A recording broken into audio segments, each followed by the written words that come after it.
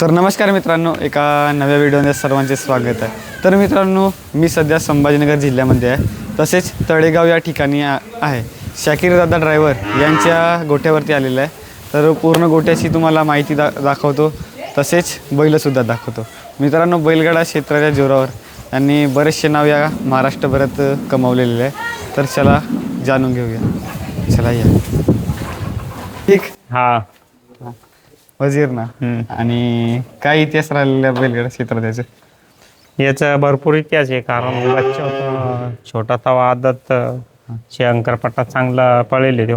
हां सुरुवातीलाच डायरेक्ट 1-2 नंबरातच पळाला तो. हां चला बाकी बैलांची माहिती घेऊ या इकडे. काय नाव आहे दादा? याचा बाजी. बाजी नाव आहे. आणि काय इतिहास राहिलेला आहे याचे? यो कारण सुरुवातीला आपण घेतला तर तवा शिकांडला, त्याला चांगला पळाला.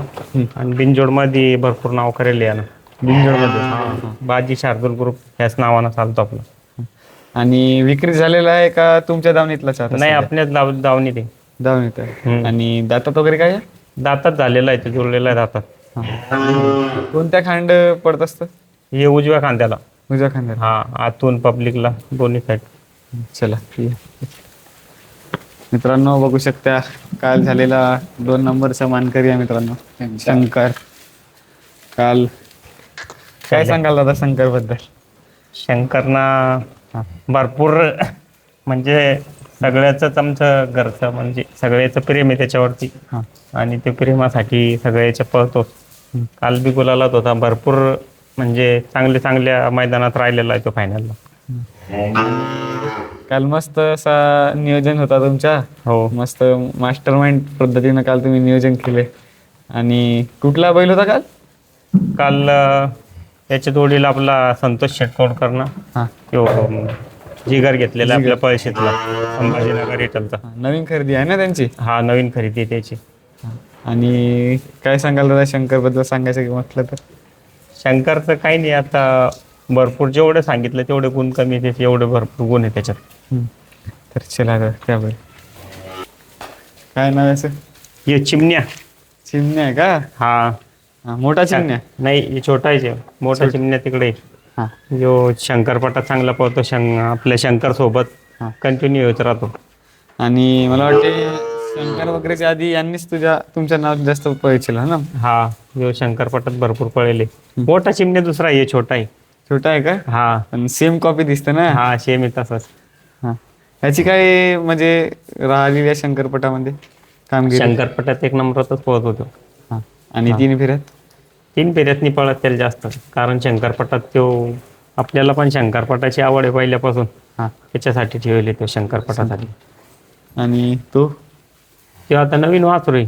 नवीन वासरू आहे का? हा. त्याचे मैदान वगैरे झालेत का? नाही, अजून मैदानावर काही नाही झाले. फेरे ते चालू आहे त्याचे. फेर चाललो म्हणजे आता टोटल सध्या 5 आहे तुमच्या दावणीला. हा.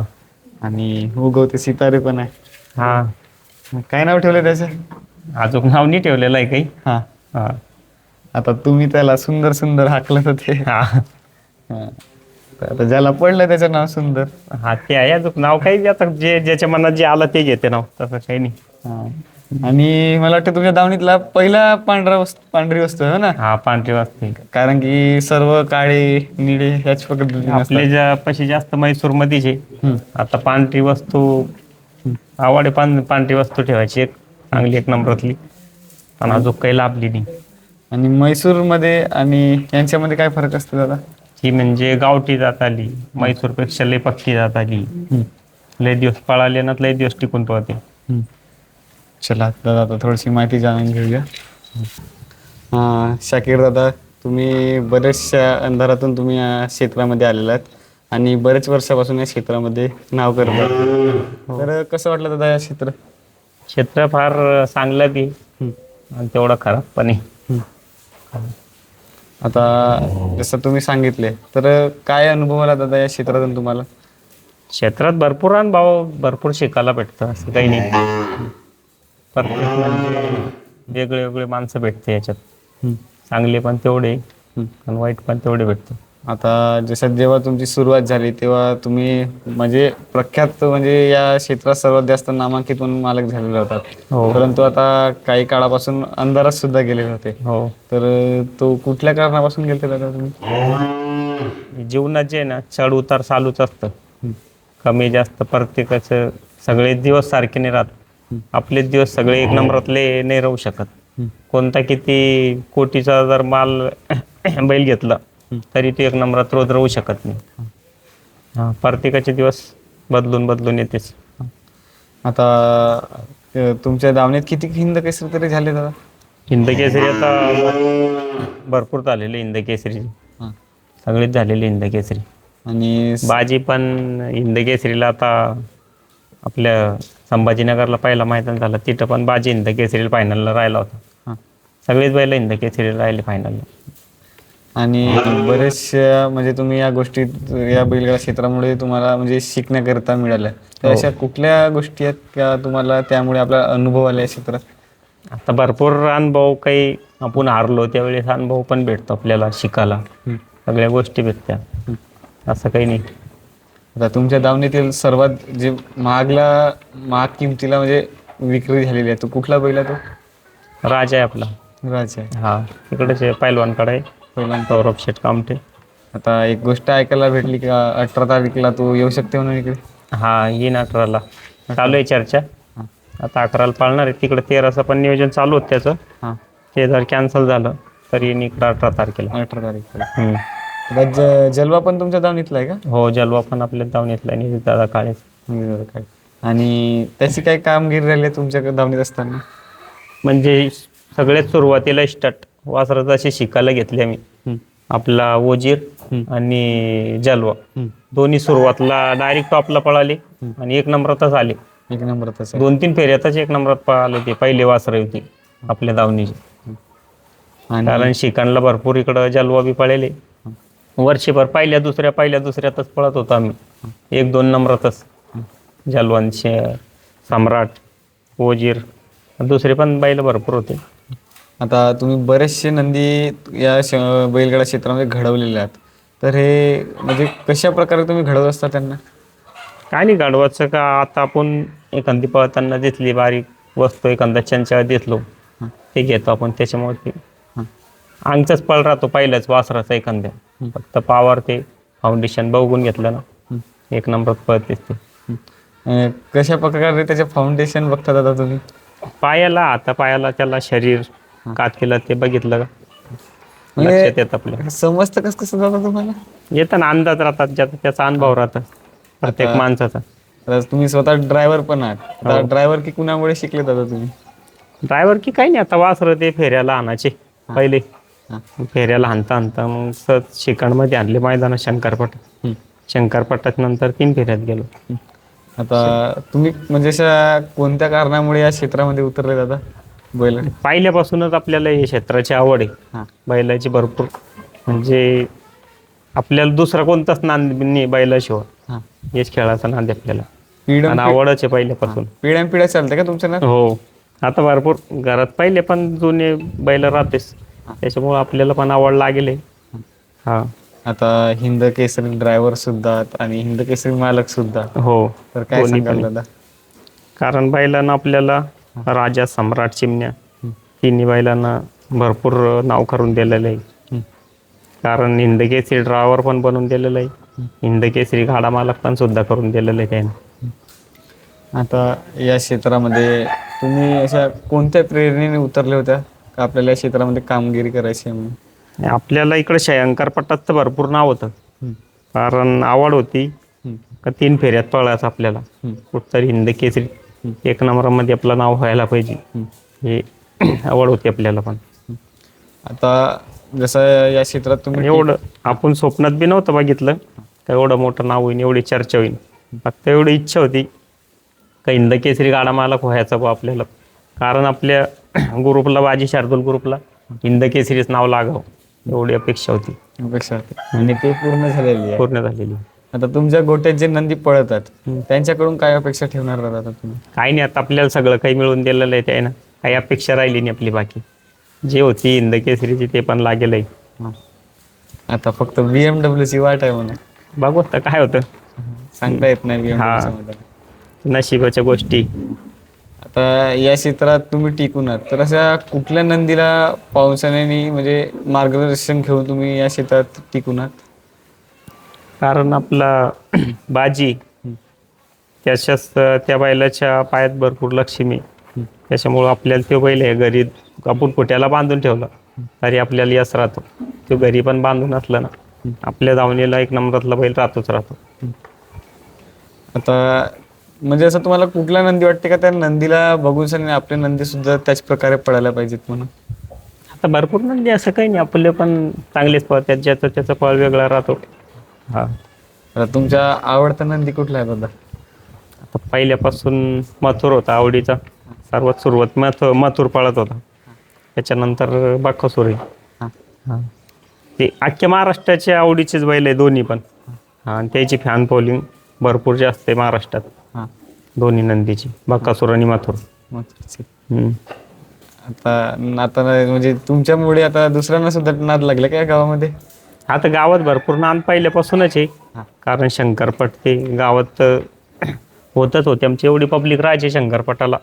आपल्या 3 फेऱ्याच मैदानात वगैरे राहत नाही, एवढी पब्लिक राहते. आज जसं गावात आले तर तुम्हाला कम से कम वाटते प्रत्येक घरामध्ये एक नंदी तर बांधलाच असेल. हो, भरपूर गावात असं सांगू शकत नाही एवढे वासरे.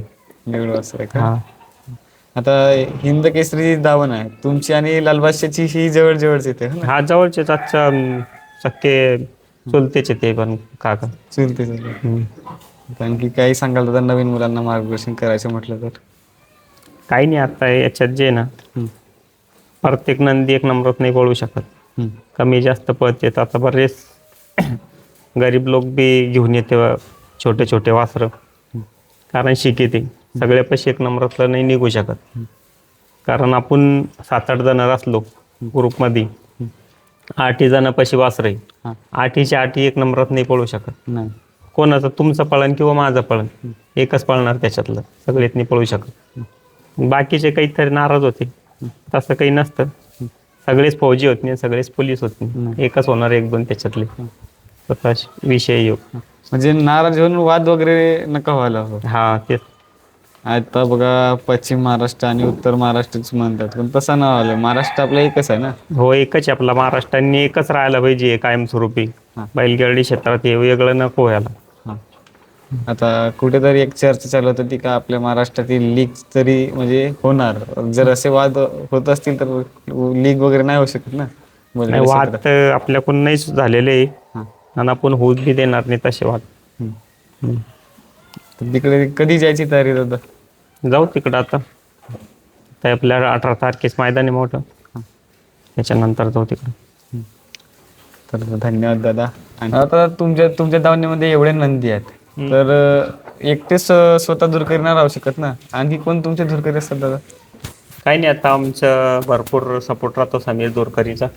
कारण प्रत्येक ज्या मैदानात गेलं त्या मैदानात तो पण राहतो आपल्यासोबत.